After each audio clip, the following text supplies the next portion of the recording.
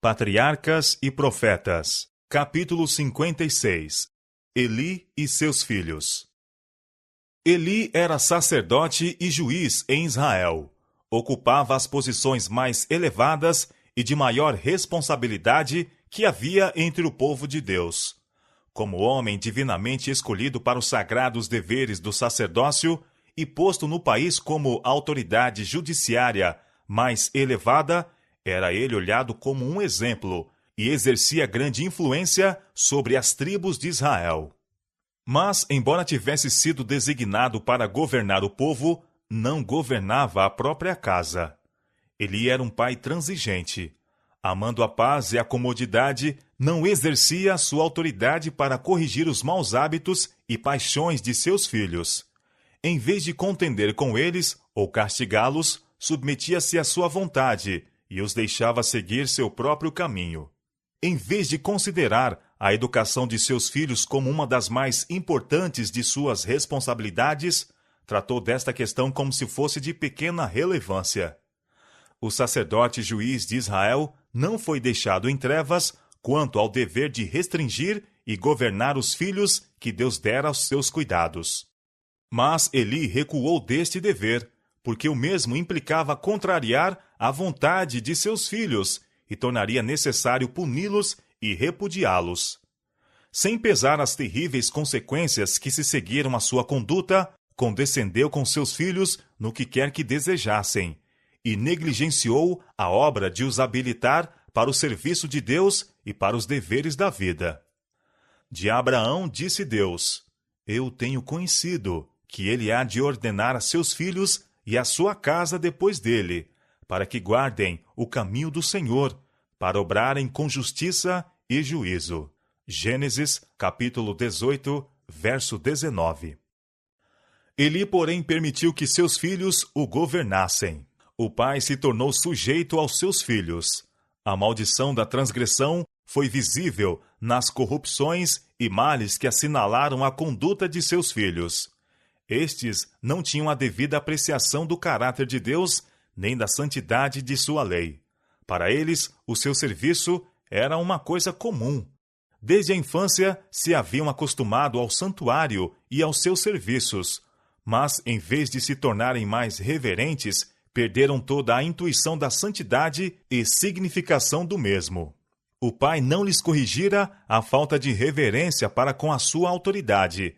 Não obstara ao desrespeito deles pelos serviços solenes do santuário.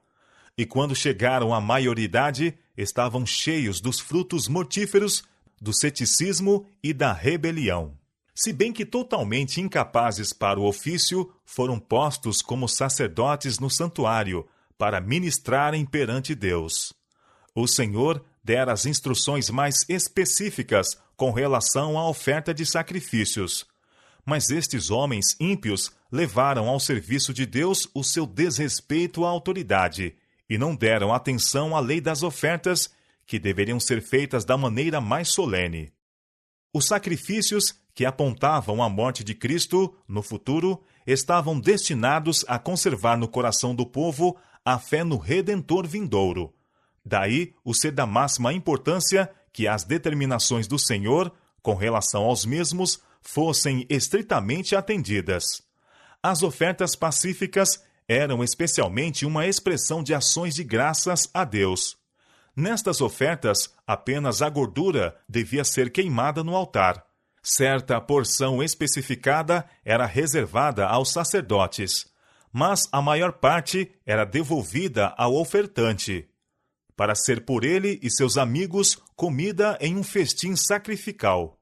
Assim, todos os corações deveriam ser com gratidão e fé encaminhados ao grande sacrifício que deveria tirar o pecado do mundo.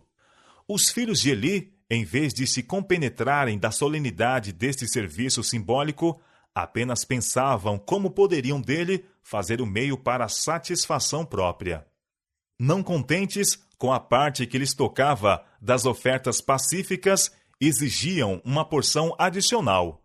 E o grande número desses sacrifícios apresentados nas festas anuais dava aos sacerdotes oportunidade de enriquecerem à custa do povo. não somente reclamavam mais daquilo a que tinham direito, mas recusava a si mesmo a esperar até que a gordura estivesse queimada como oferta a Deus. Persistiam em reclamar qualquer porção que lhes agradasse, e sendo-lhes negada, ameaçavam tomá-la pela violência. A irreverência por parte dos sacerdotes logo despojou o serviço de sua significação santa e solene, e o povo desprezava a oferta do Senhor. O grande sacrifício antitípico para qual deveriam olhar em antecipação não mais era reconhecido. Estes sacerdotes infiéis também transgrediam a lei de Deus e desonravam o ofício sagrado pelas suas práticas vis e degradantes. Todavia, continuavam a poluir com sua presença o tabernáculo de Deus. Muitos dentre o povo, cheios de indignação ante o corrupto procedimento de Ofni e Finéias, deixaram de subir ao lugar designado para o culto. Assim, o serviço que Deus ordenara era desprezado e negligenciado porque se achava ligado com os pecados de homens ímpios, ao mesmo tempo em que aqueles cujo coração era inclinado ao mal se tornavam audazes no pecado. A impiedade, a dissolução e mesmo a idolatria prevaleciam em terrível extensão. Eli tinha errado grandemente em permitir que seus filhos ministrassem no ofício santo. Desculpando a sua conduta, sob um pretexto ou outro, tornou-se cego aos seus pecados. Mas chegaram afinal a um ponto em que não mais ele podia cerrar os olhos aos crimes dos filhos. O povo se queixava das suas ações violentas, e o sumo sacerdote ficou pesaroso e angustiado. Não ousou permanecer em silêncio por mais tempo. Mas seus filhos haviam crescido sem a ideia de consideração para com qualquer pessoa, a não ser para consigo mesmos, e agora não se preocupavam com quem quer que fosse. Viam a mágoa do pai, mas seus duros corações não se comoviam. Ouviam-lhe as brandas admoestações, mas não se impressionavam. Tampouco modificavam sua má conduta, embora advertidos das consequências de seu pecado. Se Eli houvesse tratado com justiça seus ímpios filhos, teriam sido rejeitados do ofício sacerdotal e punidos de morte. Temendo assim trazer a ignominia e a condenação pública a seus filhos, manteve-os nos mais sagrados cargos de confiança. Permitiu também que misturassem sua corrupção com o santo serviço de Deus e infligissem à causa da verdade um dano que os anos não poderiam apagar. Quando, porém, o juiz de Israel negligenciou sua obra, Deus tomou a questão em suas mãos. Veio um homem de Deus a Eli e disse-lhe: Assim diz o Senhor: Não me manifestei, na verdade, à casa de teu pai, estando eles ainda no Egito, na casa de Faraó? E eu o escolhi dentre todas as tribos de Israel, para sacerdote, para oferecer sobre o meu altar, para acender o incenso e para trazer o éfode perante mim, e dei à casa de teu pai todas as ofertas queimadas dos filhos de Israel. Por que dais coices contra o sacrifício e contra a minha oferta de manjares, que ordenei na minha morada, e honras a teus filhos mais do que a mim, para vos engordardes do principal de todas as ofertas do meu povo de Israel?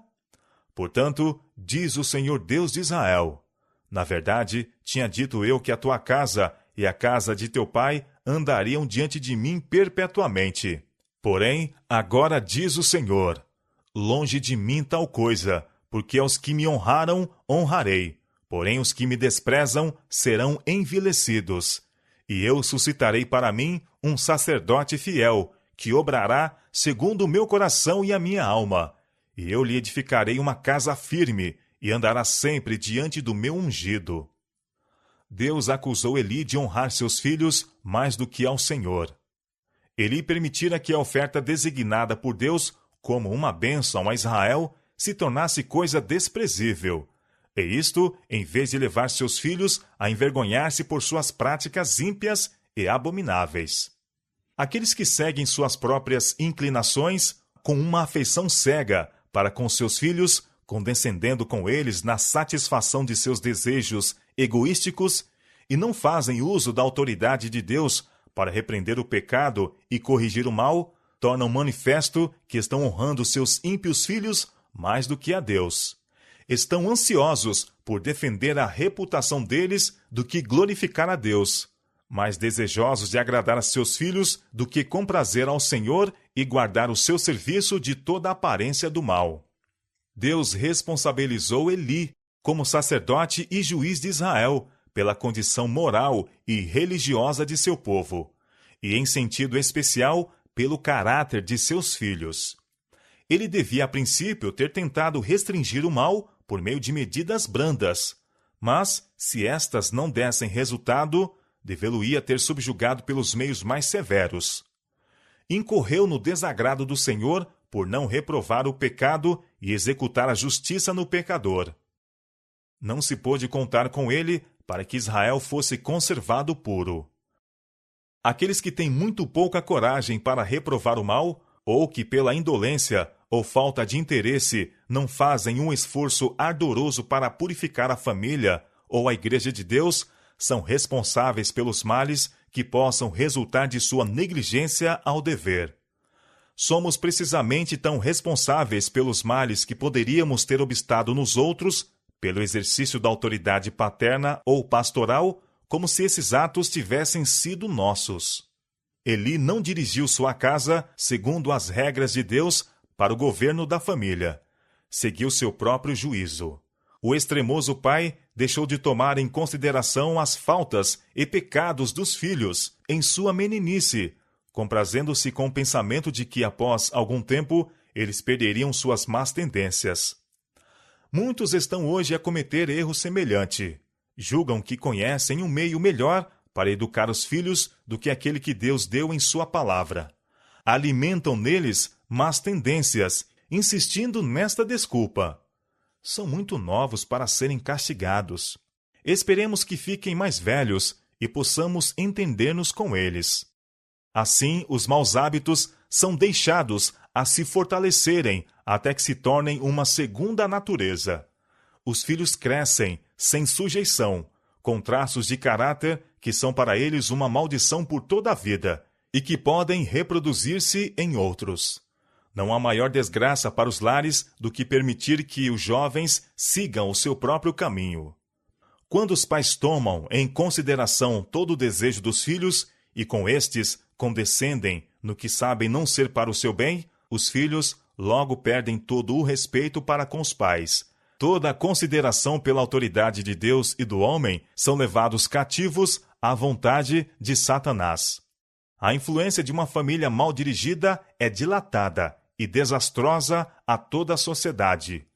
Acumula uma onda de males que afeta famílias, comunidades e governos.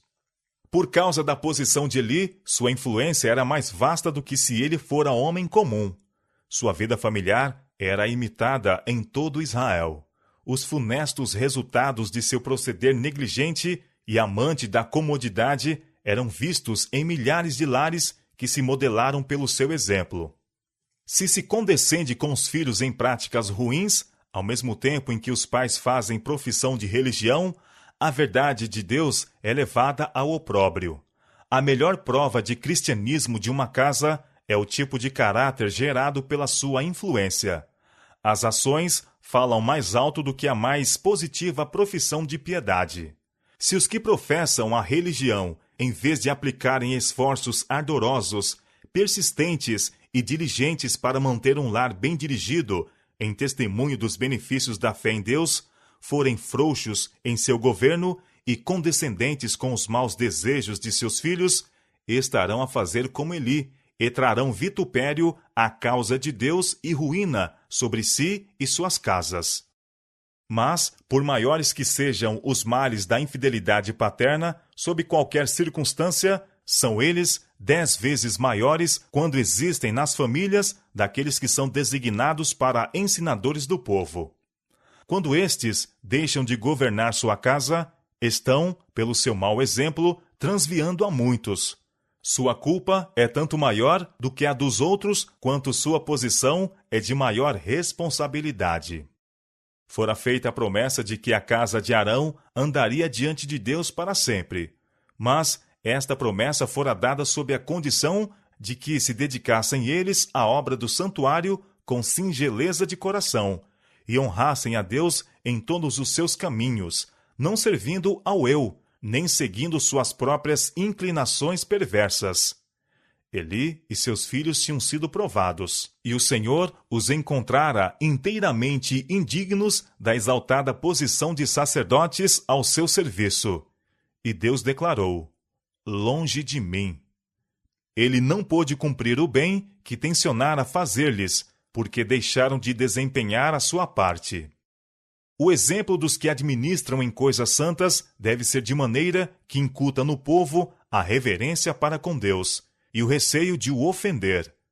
Quando os homens, servindo de embaixadores da parte de Cristo, para falar ao povo acerca da mensagem de misericórdia e reconciliação enviada por Deus, fazem uso de sua vocação sagrada, qual manto para encobrir a satisfação egoística ou sensual, constituem-se eles os agentes mais eficazes de Satanás.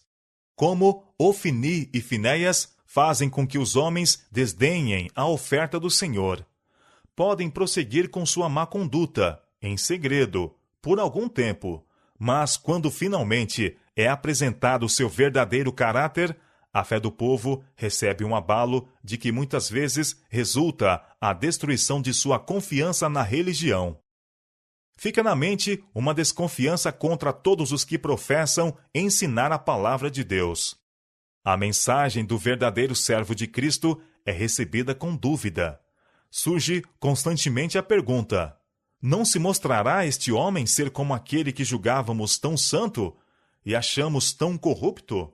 Assim a palavra de Deus perde o seu poder sobre a alma dos homens. Na reprovação de Eli a seus filhos, acham-se palavras de uma significação solene e terrível. Palavras que todos os que ministram em coisas sagradas bem fariam em ponderar.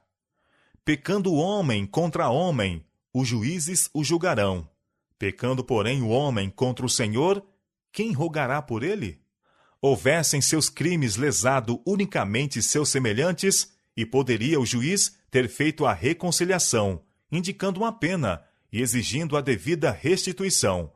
E assim, os transgressores poderiam ter sido perdoados. Ou, se não tivessem eles sido culpados de um pecado de presunção, uma oferta para o pecado poderia ter sido apresentada por eles. Mas seus pecados estavam de tal maneira entretecidos com seu ministério, de, na qualidade de sacerdotes do Altíssimo, oferecerem sacrifício pelo pecado, e a obra de Deus foi de tal maneira profanada e desonrada perante o povo, que nenhuma expiação por eles poderia ser aceita. Seu próprio pai, embora fosse sumo sacerdote, não ousou interceder em favor deles. Não os poderia defender da ira de um Deus santo. De todos os pecadores, são os mais culpados os que lançam o desdém aos meios que o céu proveu para a redenção do homem.